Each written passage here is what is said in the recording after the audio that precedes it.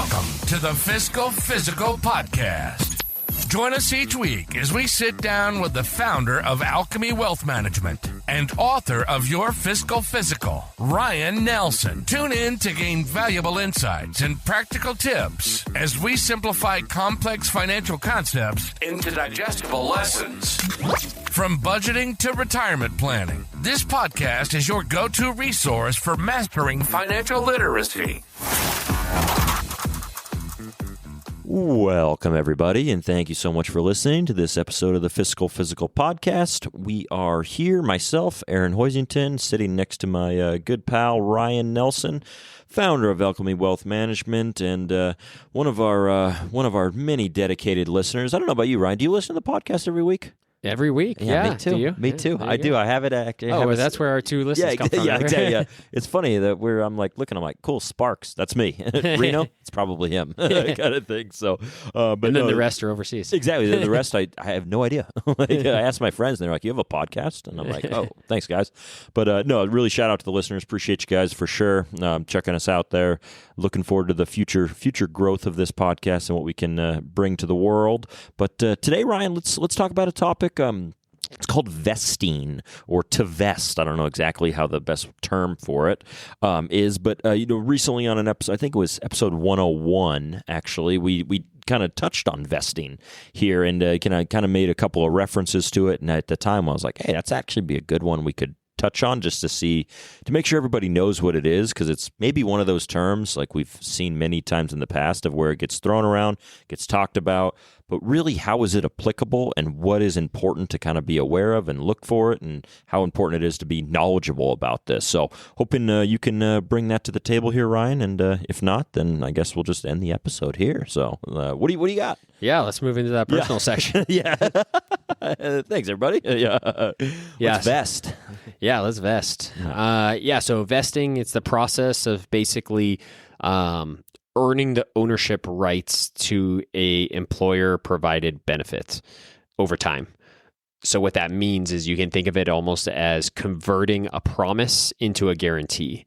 So your employer may say, hey, I'm going to give you whatever, $10,000, and it will vest in 2 years. Mm-hmm. What that means is you don't really have that $10,000 now. 2 years from now, it will convert kind of from that promise into that guarantee, and now that $10,000 is yours. Mm-hmm. So high level, that's sort of what it is. Okay. As we'll, so like where would we see this? So oftentimes we'll see it in a 401k or a 403b. It could be with the employer match or some sort of profit sharing. Also, sometimes companies will do it with their equity. So they'll give you some sort of stock options or RSUs, and there'll be a vesting schedule that comes along with those. And so what that means is, maybe I'm contributing in my 401k, my employer gives me some sort of profit sharing, and they'll say, hey, again, this $10,000 we're giving you, it's not yours immediately today, but it will be yours in a year or 2 years or 3 years. And you can see how they might use this as like an employee retention strategy. Mm-hmm, sure. So now if I'm promised this $10,000, it's like, well, am I going to leave and go find a new job? I don't know. I kind of want that $10,000. Yeah. Maybe I'll stick around, right? And with some of these tech companies, those numbers get very, very, very big. It can easily get into the seven figures. Ooh. So if you have seven figures, maybe $1 million on the line, you may not leave to go to a new company. You may say, I'm going to stick around and wait for this $1 million to vest. Yeah. So that's where you see it. One thing is you start thinking about your 401k. I see this all the time. The money you put into your plan, that's always yours. Okay. It's going to be vested immediately. No matter what, the money you put in, always yours. This is really talking about employers' money when it goes in. How does it become yours? So there's a few different common vesting schedules they could use. So as the employer puts money into your account for you, there could be immediate vesting. That's actually the most common, at least the most common that I've seen. So when they put money into the 401k, it's just all yours. If you leave the next day, that money's still yours. So that would just be immediate vesting. When they put it in, it's immediately yours. You don't even have to wait at all. There'd also be a cliff, what we call cliff vesting. And so that would mean you'd get none of this until you hit this cliff date. So if there's a 3-year cliff, again, with this $10,000 example, if my employer gave me $10,000 with a 3-year cliff, I would get nothing if I left after 1 year, nothing if I left after 2 years, nothing if I left after 2 years and 11 months, but I get all $10,000 at 36 months at 3 years. So that'd be the cliff structure, and it could be 3 years, could be 2 years, right? There's different cliffs it could be. Then there's the graded. This one's fairly common as well. So if I got, say, $10,000 over 5 years, graded over 5 years, where I get 20% a year for 5 years. So now I would get $2,000 after year 1, $2,000 more after year 2, $2,000 more after year 3. So if I were to leave after, say, year 4, I would have 8,000 of the 10,000 would have vested. Right. I wouldn't have gotten the final sort of vesting period, but 4 of the periods would have happened. So I would have got 8,000 of my 10,000 total. If I leave after year 1, I would have got 2,000 of my 10,000. So that's a graded vesting schedule. And then there's also a hybrid vesting schedule where there could be like a short cliff plus graded afterwards. So it might say, hey, a 1 year cliff with a 3 year graded or something. So maybe you have to work there at least a year to get any of it. But then after that, it's going to be graded. Gotcha. Or maybe you have to be there for 3 years to get any of it, but then it grades over 5 years or 7 years. So there's going to be the main ways that the employer may set up the vesting schedule to incentivize you to stick around. And so as the employee, what you want to be aware of is what is the vesting start date? So if there's going to be a timer, right? Like if you're waiting for a 3 year window or a 10 year or a 5 year window, when does this window start? Right. So you definitely want to know when it starts. Also, when does it come due? So when is the cliff coming due, or when what is the date at which the funds do become mine, right? So those would be things you'd want to know and have documented. You'd want to know what is there a continuous service requirement? So if you work for a company, let's say there's a 5 year vesting requirement. You work for a company for 2 years, you leave, you come back 20 years later, you work for another 3 years. Are you vested? I should know that. You're going to want to know. Yeah. And vice versa. There'd be some companies that say, yes, you'd be invested. Some companies would say, no, you're not invested. So it's just, you just want to do your due diligence there. What happens if you do leave early? So what are what we'd call forfeiture rules? How does that actually work? And is there any window post termination to exercise some of these stock options and stuff? So those would be things you'd want to be working through with your employer and start gaining an understanding of. And so why all this matters is, again, I mentioned this example before. Some of these tech executives, they might have 7-figure balances waiting to be vested. If quite literally, maybe you're sitting here waiting for $1 million to get vested. It vests next week. You get a job offer today. Should you leave today? It depends on what they're offering. Yeah, right, definitely. But you might want to try to wait a week. Exactly, right? I'm going to have an 8-day negotiation. Right. So definitely you're going to want to know when these vest. And as you're making these transitions from companies to companies, you want to be strategic with it. It doesn't mean that you need to be locked into that company forever, because most of these companies that have vesting schedules, it's kind of this ongoing thing. So they might give you a bonus every year that's on a 4-year vesting schedule. Sure. So it never comes due, because every year you're restarting a new clock, right, right? So it may never hit where you're like, oh, this is never going to work out perfectly where there's ever a quote unquote good time to leave. But certainly you don't want to leave if maybe you want to push it off a little bit if you're about to get vested with a new kind of tranche next month or something. Yep. So knowing those dates is important. Also, we talked a few episodes ago about public employees and just about how important it was to understand your total compensation package. Well, this is part of your total compensation package. And as you're evaluating opportunities, maybe you're thinking about going to the public sector, or maybe you're thinking about taking a new job. The only way to be able to evaluate apples to apples is to have a good understanding of where you're at now. How much money are you actually going to make by staying at this company? And it's not only what your salary is, it's what's coming due to be vested, right? So having that good understanding of your total comp package, which is going to include how and when these things vest. And I'll tell you, it's not too uncommon for somebody to come to me and say, hey, I want to roll over this old retirement account. It's got $80,000. And then we go to roll it over and it's no, they say, no, you actually have $40,000. This other $40,000 isn't vested. Oh, right. And so that's a good example of somebody who isn't quite aware of what money is theirs and what money isn't theirs, right? So you want to know these dates and familiarize yourself with them so you can have a good understanding and you can just manage your finances appropriately.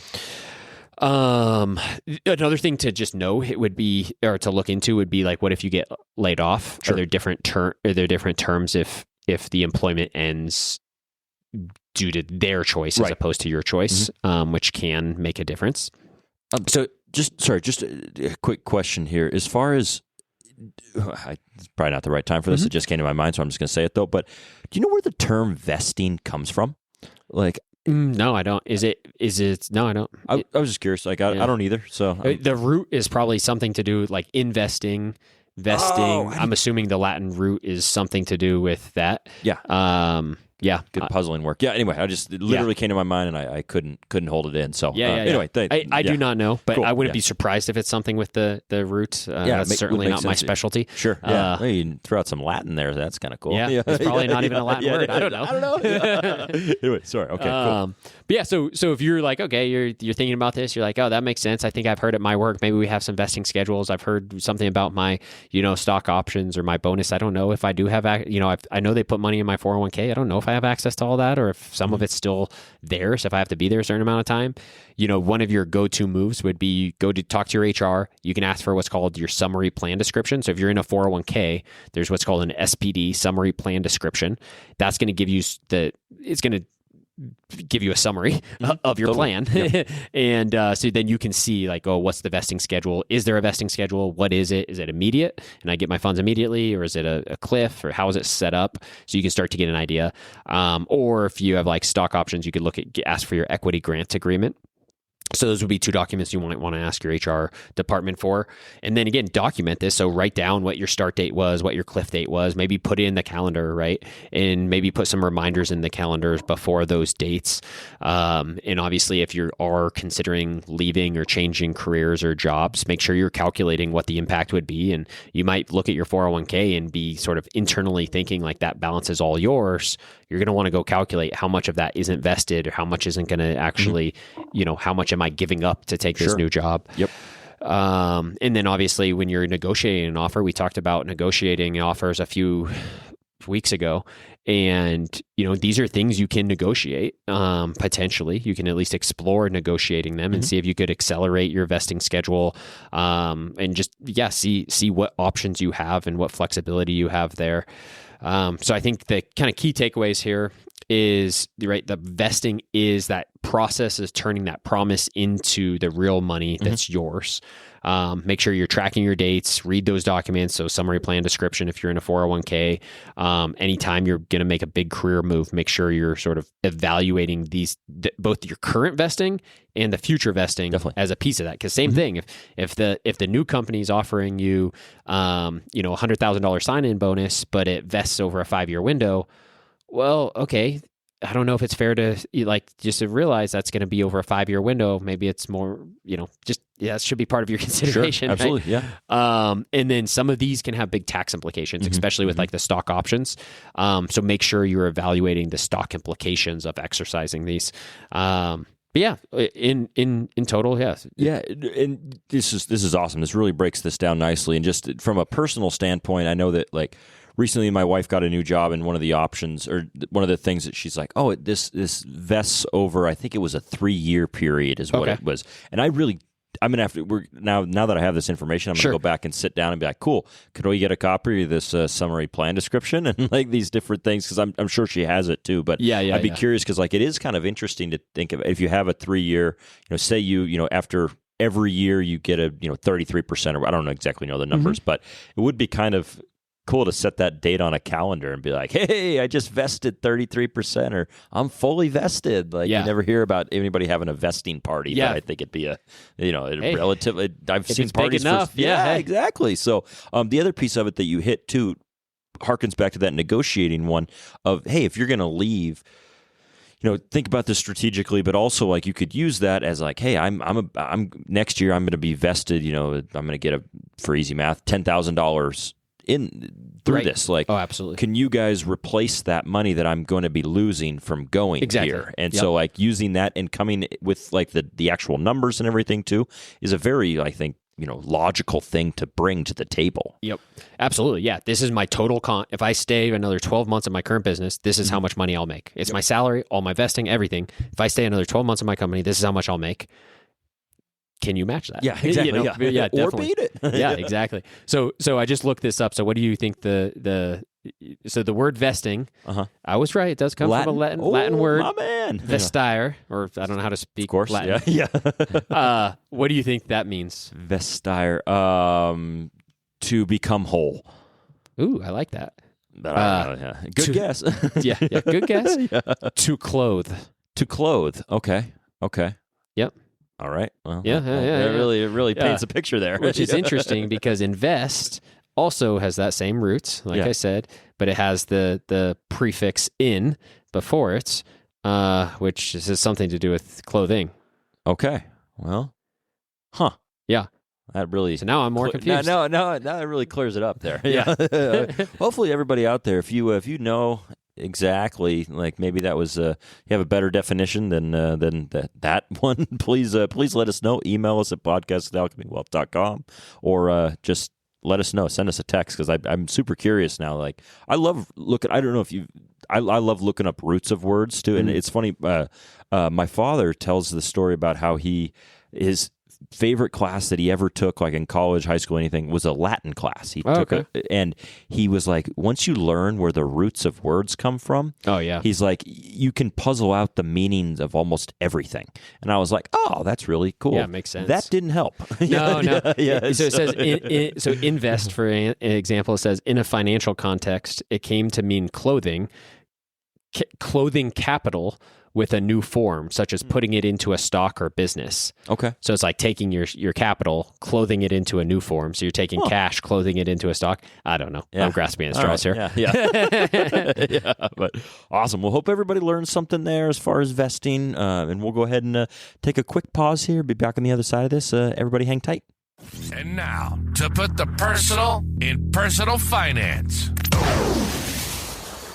Welcome back, everybody, to this side of the Fiscal Physical. Thanks for hanging tight with us there. And Ryan, today we're going to, almost every one of these questions, I really don't know which way they're going to go when I ask you them. So I'm curious about this one here. So what is your favorite video game, Mr. Nelson? Yeah, it's a great question. Thank you. This is the only kind I have. Yeah, there you go.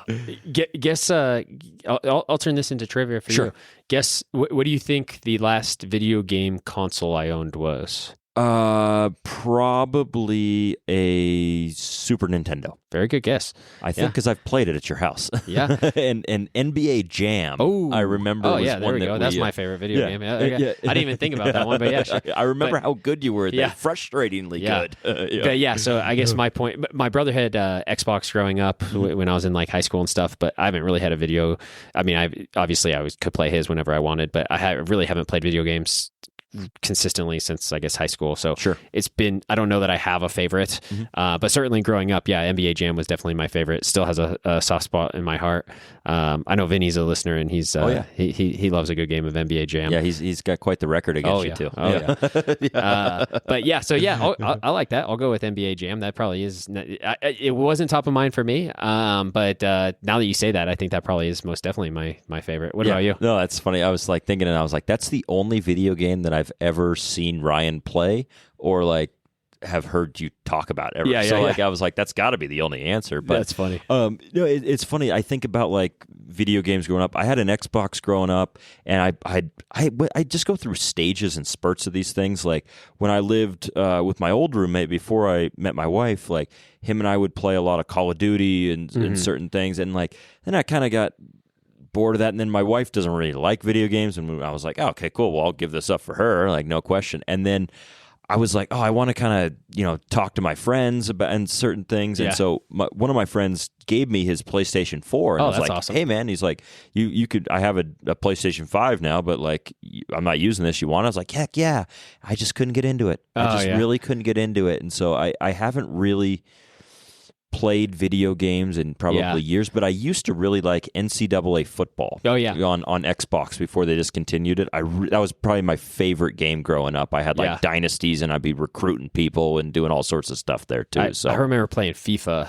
So soccer on Xbox, that was fun. FIFA was Madden was fun. NFL Madden was fun too. Yeah, but I just nothing like NBA Jam. Nothing like NBA Jam. I remember, I vividly remember hanging out in your basement, and you had that big TV, and you had it hooked up there, and we were playing, and I was up by like 8 with like a minute left, and I was like, I got him, and I lost. You hit like 3 straight threes, and I was like, I'm going home. Scottie Pippen, baby. Yeah. But anyway, awesome. Love it, Ryan. Hopefully turn it over to the listeners. What's your favorite video game? If you're a gamer, what is it? Is it, a computer game?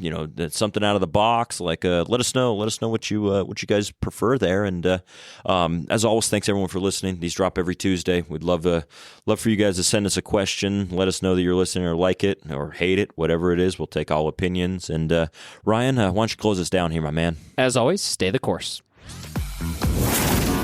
Thank you for joining us for the Fiscal Physical Podcast. Until next time, happy listening. And as always, stay the course. If you have a question or topic suggestions, please email us at podcast@alchemywealth.com. If you enjoyed today's discussion, subscribe to the podcast to ensure you never miss an episode. And consider leaving us a rating and review on your favorite platform. This helps other listeners like you find the show. For more resources, you can visit Alchemy Wealth Management's website at www.alchemywealth.com or find your Fiscal Physical, the book, on Amazon. We'd be remiss if we didn't mention that personal finance is just that, personal. Please don't take anything we say as advice. The preceding content is for informational and entertainment purposes only. It's not an offer or a solicitation, nor should it be construed or relied upon for tax, legal, or investment advice. It doesn't consider your personal financial situation or objectives and may not be suitable for you.